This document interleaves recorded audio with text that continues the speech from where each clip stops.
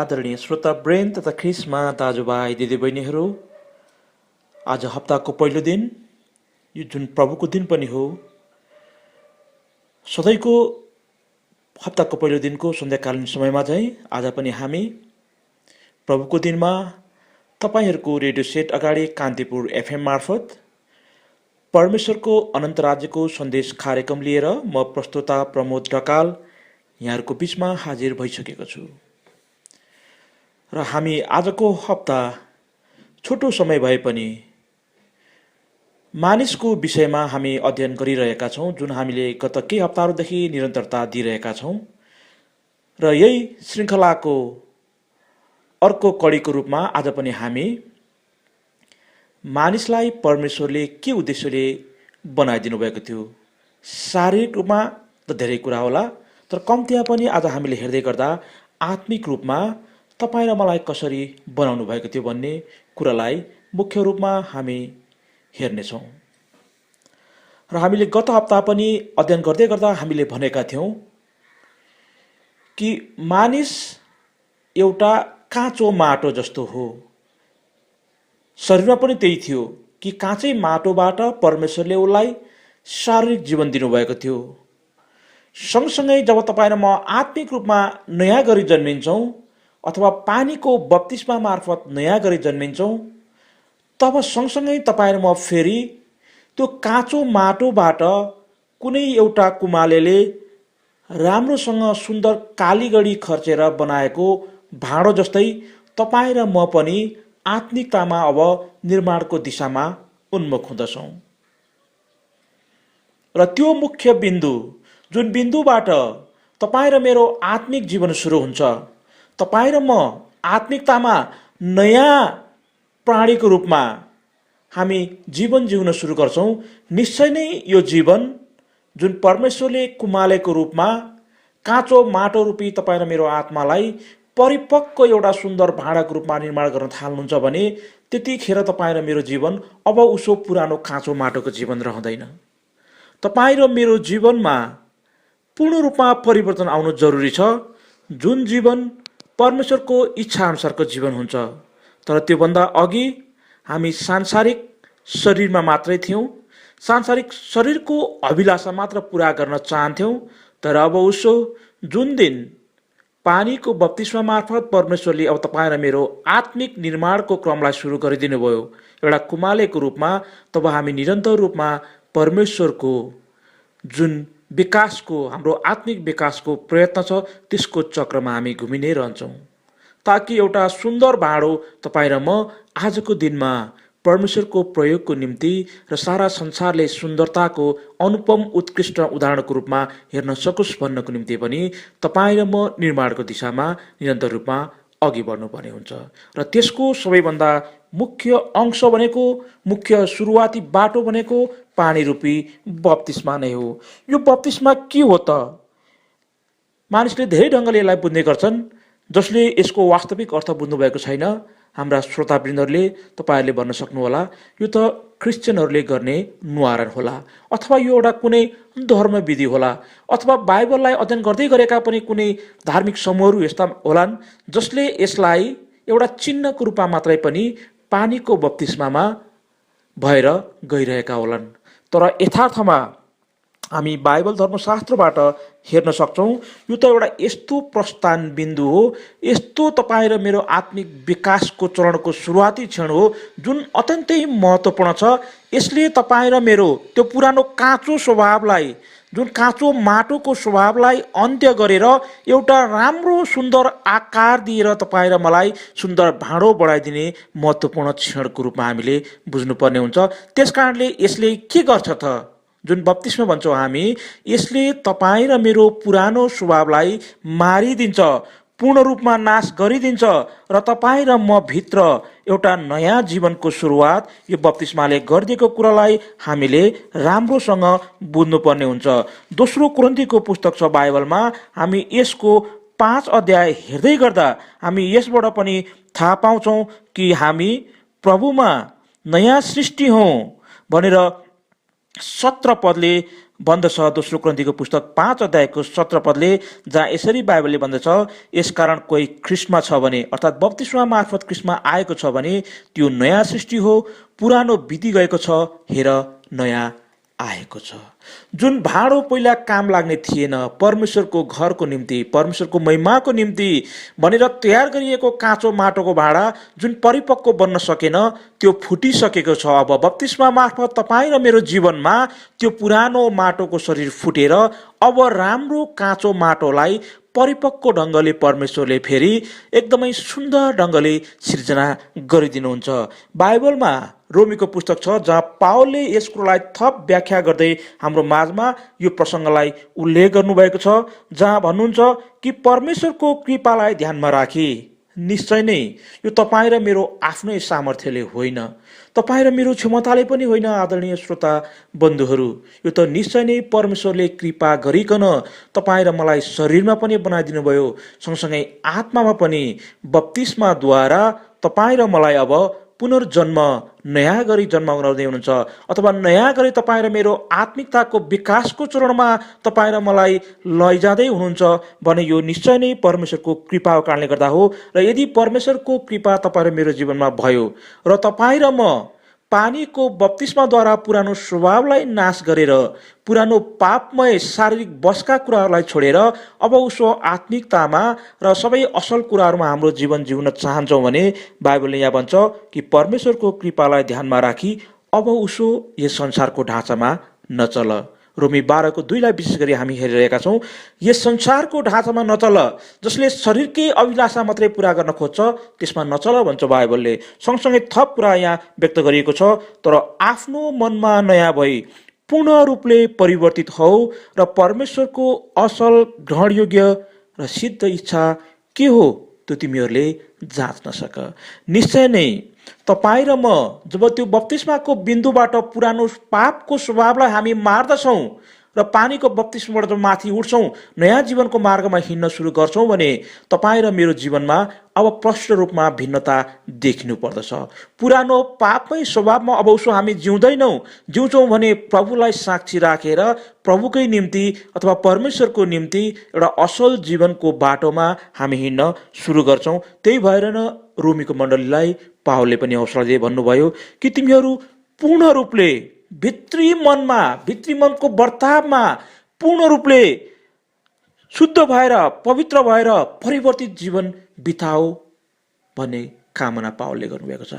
निश्चय नै बप्तिस्माले गर्ने भनेको पनि यही नै हो। यो कुनै एउटा चिन्ह मात्र होइन, यो कुनै एउटा धर्मविधि होइन।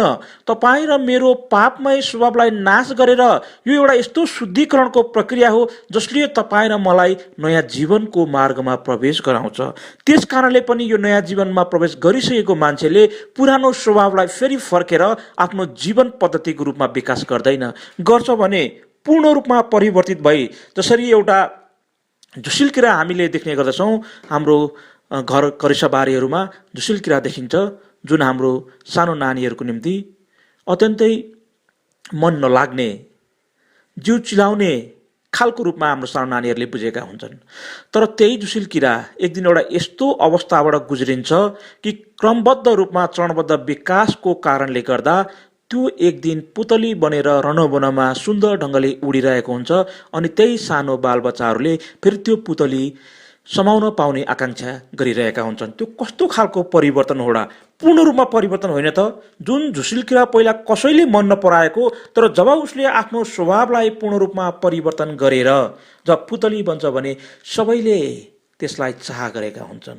र तपाईँ र मेरो जीवन पनि आदरणीय श्रोता बन्धुहरू तथा ख्रिस्टमा दाजुभाइ दिदीबहिनीहरू, तपाईँ र मेरो जीवन पनि प्रभु यीशु ख्रिस्टको जसरी कल्भरीको क्रुसमा रगत बग्यो र उहाँ त्यसको मृत्यु भोगिसके पछाडि उहाँ चिहानमा गाडिएर तेस्रो दिनमा, आजकै दिनमा यो प्रभुको दिन हो, त्यस कारणले हामी भन्ने गर्दछौँ कि बौरी उठ्नु भएको थियो।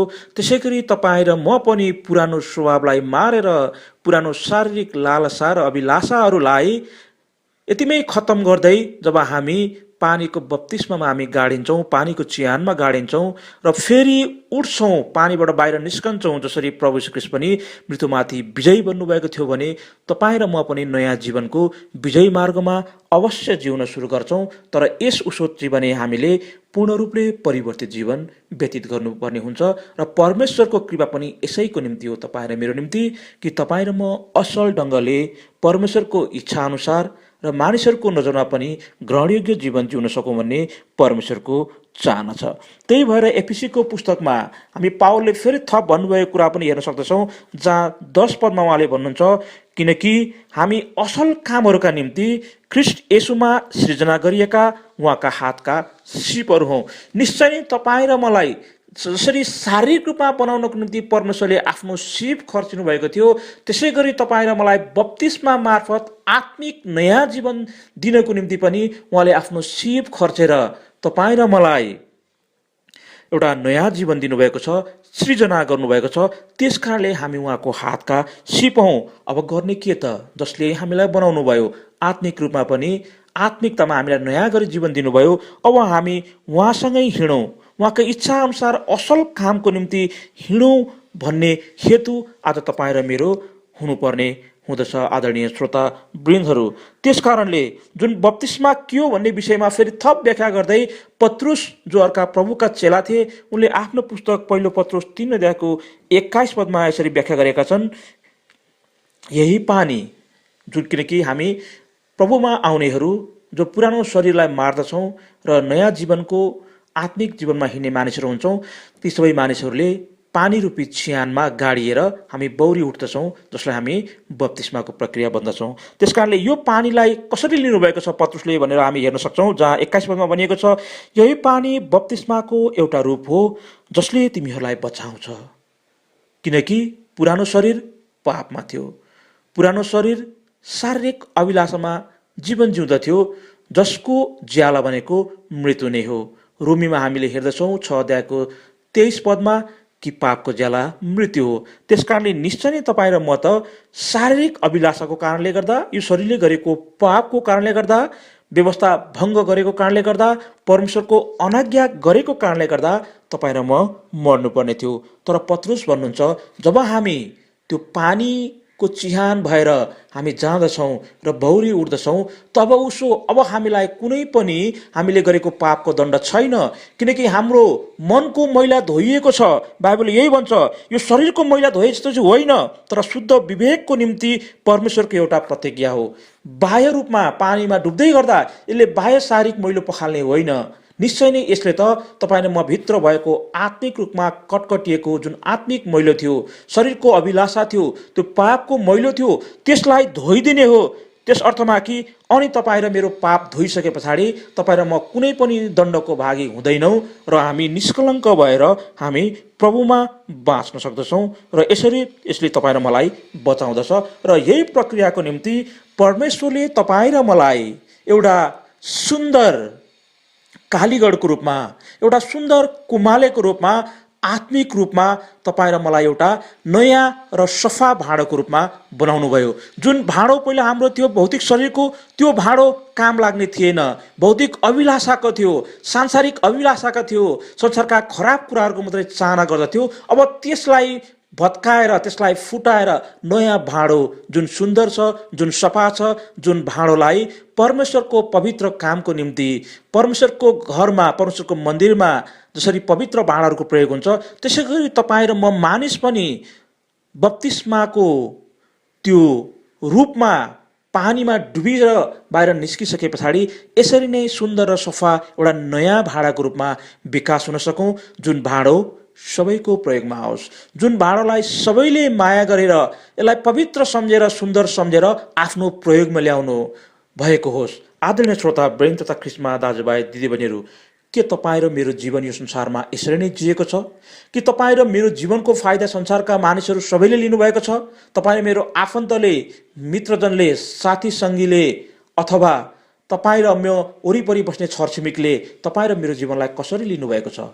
निश्चय पनि तपाईँ र मेरो जीवन जब पानी रूपी बप्तिस्मा भएर हामी त्यो हाम्रो पुरानो स्वभावलाई मार्दछौँ र नयाँ जीवनको स्वभावमा, नयाँ आत्मामा, परमेश्वरको आत्मिक विकासको क्रममा हामी प्रवेश गर्दछौँ र एउटा सुन्दर भाँडोको रूपमा विकास हुँदछौँ भने निश्चय नै तपाईँ र म परमेश्वरको नजरमा पनि योग्यको जीवन जिउन सक्छौँ। सँगसँगै सारा हाम्रा आफन्तजनहरू प्रियजनहरूको अगाडि पनि तपाईँ र मेरो जीवन असल देखिने हुन्छ। के तपाईँ र मेरो चाहना यही होइन र? के तपाईँ हामी संसारमा नराम्रो मान्छे बन्न चाहन्छौँ होला र?